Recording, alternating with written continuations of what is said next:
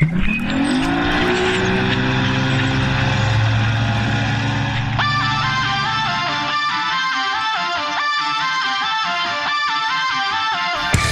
Eyes on Fishing with Mitch Peterson, Josh Sheldon, and Brad Qualley, leading you to the next level.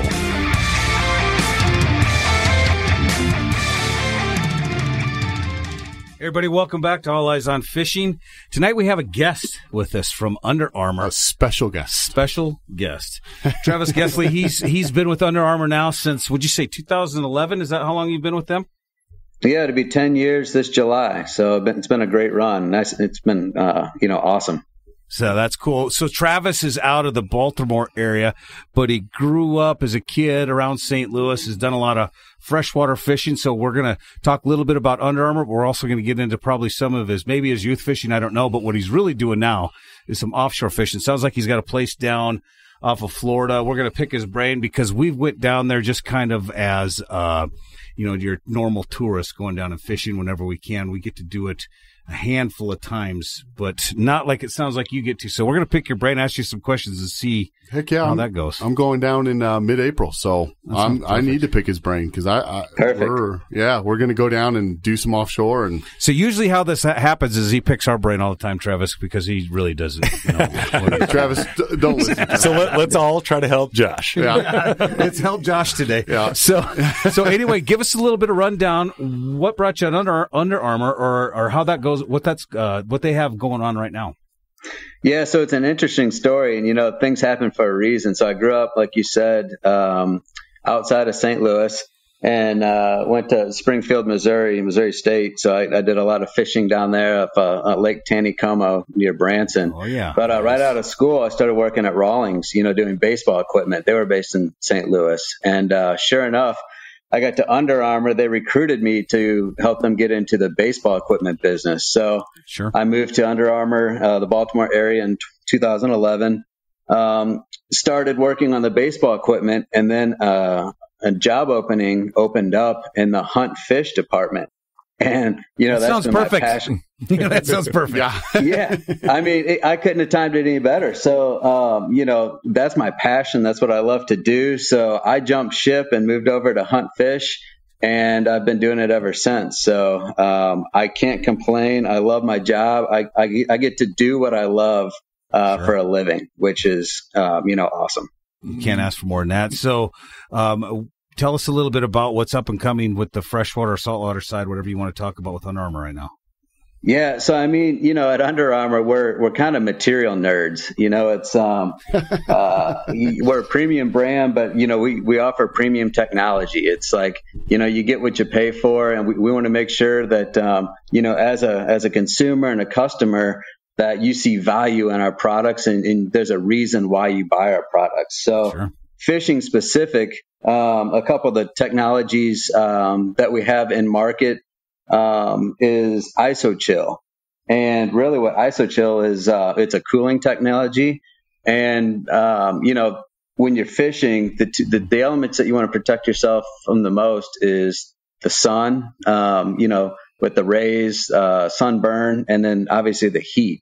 Sure. You need to make sure that you're cool and dry. So what ISOChill is it's cool to the touch. It allows you to fish longer. Obviously, heat causes fatigue, and ISOChill actually removes heat. It's got a component in it called titanium dioxide, and that absorbs the ultraviolet energy, and it moves the heat away from your body. Really? So you get to stay cooler longer and keeps you out on the water a lot longer. So that's our key technology as far as fish goes, especially in the extreme heat conditions. That's pretty cool. You should have seen the three faces when you said titanium. We all looked at each other like, look at this. Titanium something. I couldn't even spell that. Check out the big brain on Travis. Yeah, look at that. Nice. No, you know what? It's hard. It's hard not to, to get too technical. But like I said, we're material nerds at Under Armour, so sometimes we can't help it. So, well, I tell you, from we fish a lot of tournaments, and that's you hit on it. The heat, up here in Colorado, out west here. I mean, we're dying. I'm sure Florida. a lot of the saltwater application, but oh my gosh, it'll just get cooking. And tournament fishing's all about focus. And that's the one thing. When you get hot, it is hard to stay focused and, get the job done. So we're always trying to anything keep cool. we can do to keep focused. Yeah. That's good stuff. And we actually used some of it here recently, and it is quality material. It's awesome. Yeah, we're pretty excited to have it get a little bit warmer here and really, really try out the new stuff and give it a good test. Because I think, like these guys were saying, that's the hardest part for me is we're all just super fair skin and we sit out there and just roast and at this elevation, it almost feels like you can reach up and touch the sun some days. So I know it's just brutal. So we're pretty excited to check this stuff out. And as always, Travis, our big motto is if we don't use it, we're not going to talk about it. So, obviously we like it and, we like the rain gear looks pretty awesome too. I'm going to, try to work some rain gear out of you guys because that stuff looks amazing. Yeah.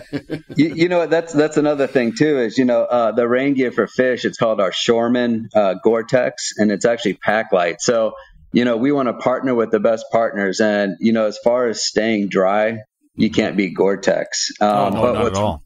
What's really cool about, the material we use, obviously it's 100% waterproof and breathable, but it's lightweight. So it's that perfect weight to wear in the summer when it's still hot and muggy, but it's going to keep you dry. Yeah. And, it's body mapped, meaning we use ripstop material for durability in the areas that you need it, the real rugged durability. Sure. But then we use stretch material just to keep you comfortable and mobile. Because obviously when you're fishing, you're always working, you're always moving. And the last thing you want to do is worry about what you're wearing. So we just want to make sure you have, super comfortable, all the mobility you need, and just forget about your wearing because it's doing what it's supposed to do. Well, and I'm going to give you one more you guys probably didn't think about when you were doing it. But for us, especially this time of year, March, April, May, we can get snowstorms all the way up until the beginning of June. So we can be out fishing a tournament and have a ton of snowstorms. And people think, I need to be waterproof, like you buy the Gore-Tex and stuff like that. But it's important to have that stuff be breathable when it's snowing because you have layers of clothes underneath. Yep. And so if it's too confining or if it doesn't breathe, then you get all that condensation from the sweat from the layers of clothes underneath, and then you get cold. So if you have rain gear that can breathe, especially in these colder conditions, when we get the spring snowstorms, well, you'll be sitting out there fishing all day and it'll be snowing on you. So that's going to be pretty cool stuff too. Yep, exactly. So we're super happy. We have a lot of momentum, and we got you covered really from head to toe. For our footwear. Even our bottoms, they're nice nylon, stretch, lightweight performance to where, again, you're getting protection from the sun, but you're moving, you're mobile, it's lightweight, so you're not getting too hot, it's breathable. So really, we feel like we can supply really every angler for any condition, and again, not have to worry about what they're wearing. Well, cool. Well, check them out at underarmour.com, and they got some quality stuff. Fishing though, now we're going to start talking a little bit about where you're going. So you fished down in Florida. Do you want to talk when you were youth fishing in the Midwest or saltwater? Sounds like you're saltwater now. Saltwater is newer to me. I really didn't get into that until I started working with Under Armour. I have to obviously test all the products I build, right? Oh, of course, yeah. That's brutal. Just tough. So yeah, I have to get out on the water and make sure that everything does what we say it's going to do. So right now I'm super, addicted to saltwater, whether it be inshore or offshore. But you know what? Nothing beats a nice pond with some bass or some trout, or even some good walleye. So if there's fish biting, that's where I want to be, no matter where it's at. See, you said the magic word. That's what gets you into the second half of the podcast. You said walleye, so now you get to stay for the whole podcast. So if for everybody out there, that's our password for everything. Dang it, you just nailed it. I don't think there's a better tasting fresh fish. It's pretty freshwater fish than walleye. It's absolutely incredible. Yeah. Well, like we were saying, I'm on my way down about middle of April. to go do a little offshore fishing. So if I'm going to head down there, give me 3 things I need to pack that aren't like, the obvious, right? Like a rod and all that kind of stuff. Cause obviously I can't take that, but I'm meeting some buddies down there and they are all equipped with that stuff. So what are the 3 things I need to take if I'm going from Colorado to Florida to fish offshore? This time of year. I mean, obviously bring your Under Armour gear. Definitely. But you need good polarized eyewear. Okay. The reason why I say polarized is just so that you can actually see in the water. It's unbelievable the difference between polarized lenses and regular lenses. But another obvious one is sunscreen for sure. Make sure you have plenty of ice and water because you will bake and you will cook. Energy isn't bad either. If you're going to be out there all day, whether it's an energy drink or some coffee or whatever it may be, a buff. That way, just a lightweight buff for your face coverage. Yeah. I think we all have plenty of those anymore.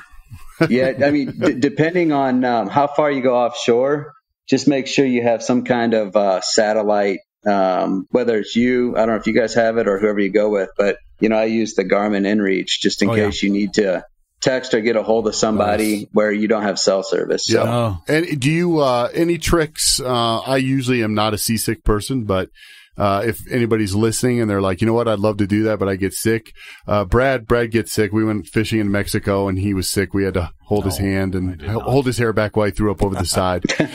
But I mean, any tricks that you would have for trying to kind of combat seasickness? I've been lucky enough. I don't get seasick either, but I've been with plenty of people who have. And I mean, you can take Bonine, that works pretty well. You can take Dramamine, but that tends to make you a little, groggy or drowsy. But the main thing that I think really works for everybody is keep your eyes out on the horizon where the water meets the sky. Like, don't focus on things that are really close to your eye or really close to the boat.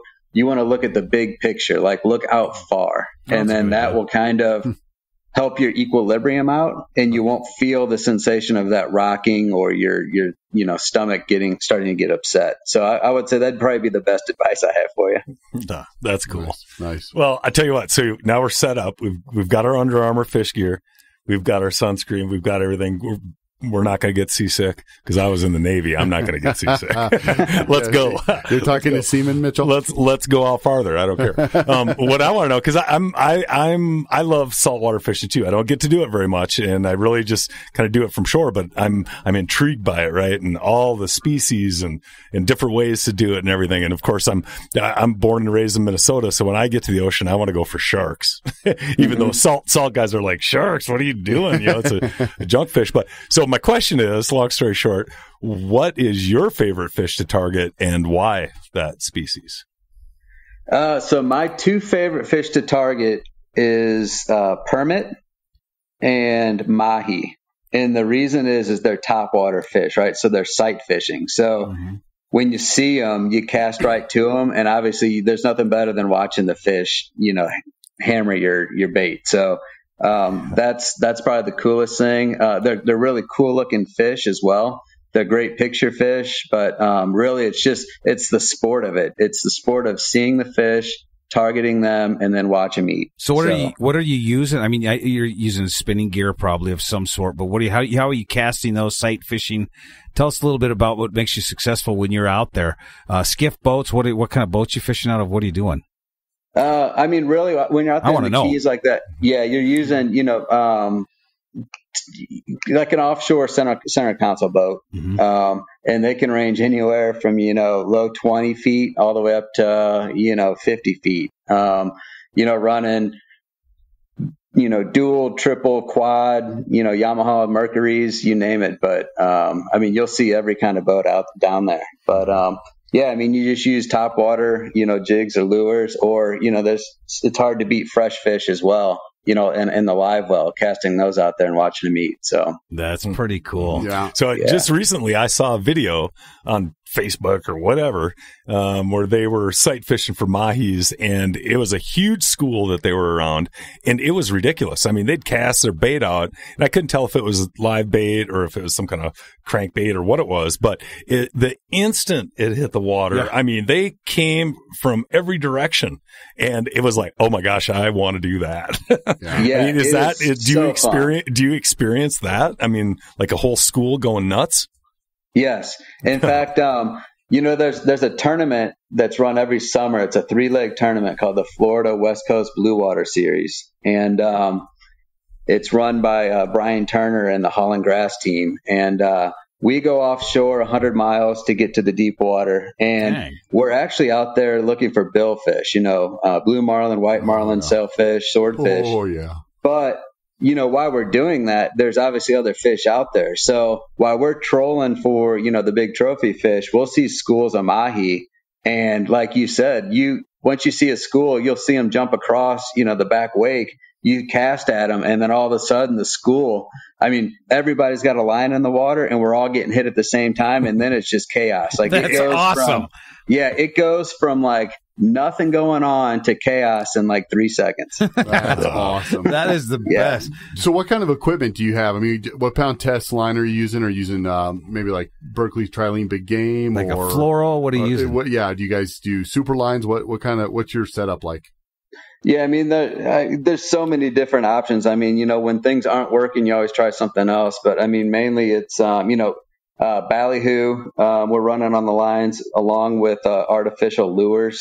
But I mean, we're using, for the most part, Shimano. And Shimano rods and reels are Crowder reels, or rods, I'm sorry. And just real heavy test line. And I mean, when you get a fish on the line, the last thing you want is your line to break. Yeah, that's no good. How about redfish? You do some of that? Yeah. So you know what? Switching gears to inshore fishing, that's incredible. So you get the slam, which is a redfish, a snook, a sea trout, and a tarpon. And that's something you guys need to do if you're down there. It's awesome because again, that's sight fishing. You use little white bait or pilcher fish, and they go nuts on it. Now, if you can get some crabs, that's kind of what the tarpon go after. But yeah, that's super fun to do, and I would highly recommend doing that when you're down there. It's kind of funny. That's what Mitch used to do when he was in the Navy. Hey, Travis, sorry. Sometimes Josh's jokes kind of fall flat, but he laughs at them. He thinks they're funny. I think they're kind of funny. So the inshore fish. What did you say? You said the redfish, snook. What else now? Sea trout, and then tarpon. Yep. So, and those are what you use for a lot smaller, skiff boats. Sure. You sneak into the real skinny water. And you always, you have to always play the tide, right? Yeah. Like if it's stagnant, the fish really aren't feeding. So the water has to be moving. It doesn't matter if the water's moving in or moving out, but you have to pay attention when you see the biggest dips or rise of the tide. That's when they're going to be the most active. So if you look at a tide chart and you really see some high peaks and valleys, that's when you want to fish. Sure. Hey, have you ever had a shark come up and eat anything that you were reeling in? I've seen a few videos where these hammerheads just come up and just destroy tarpon when you're reeling them in. It's terrible. And like you said, you like to fish for them, up there in the Great Lake, but nobody likes catching. I know.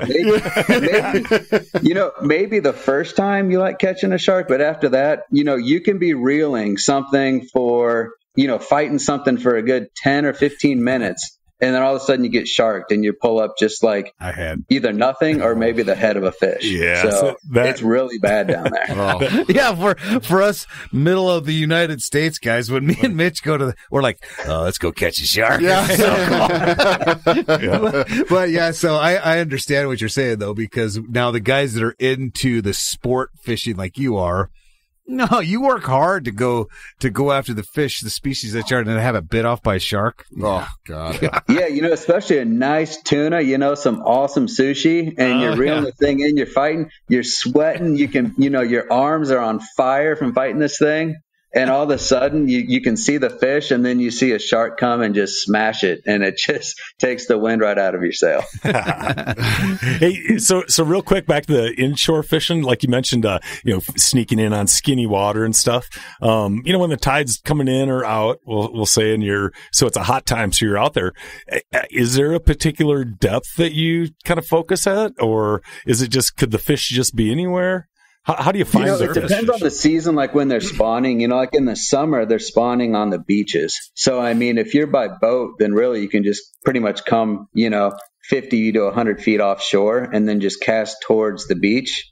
And that's kind of where they'll be swimming back and forth. But, in the winter, they when the water gets cold, they like to go to kind of the warmer water. So they'll get really shallow. And when it's low tide, it's tough to get into those spots. That's why you need like a really, like a skiff boat that can get in, 6 to 8 inches of water, because then you'll beat all those, those guides who have bigger boats in there. Sure. So obviously the first one to the spot typically does the best. So the skinnier the boat and the skinnier the water, the more success you'll have. So well, Josh is going down in the middle of April. What do you think? What should he be going for?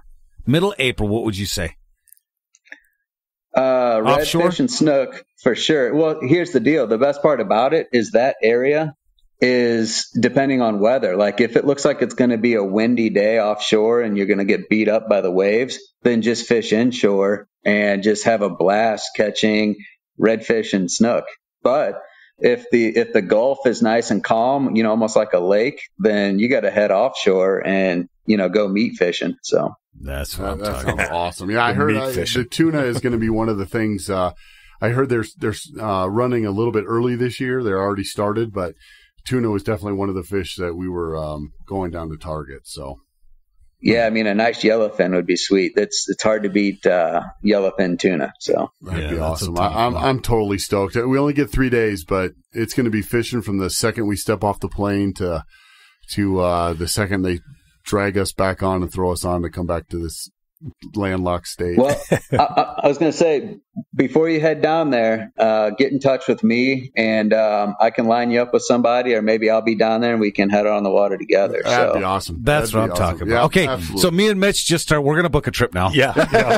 Josh is coming in April. Travis, we're going to be calling you soon, buddy. When should we come? When are you available? Anytime. You know what? There's nothing better than fishing. So you got that. Well, right. We'll extend that same thing to you. You ever want to come out and kind of hash up your Midwest roots, but a little bit further west, we'd be happy to have you out here and do a little walleye fishing. I think you'd be shocked at how good the walleye fishing is in Colorado. It is good. It can be good. I'd love it. Let's go. That sounds good. Well, hey, for everybody at All Eyes on Fishing, thank you so much, Travis, for spending some time with us tonight. Under Armour is a great product, and we hope you guys check that out.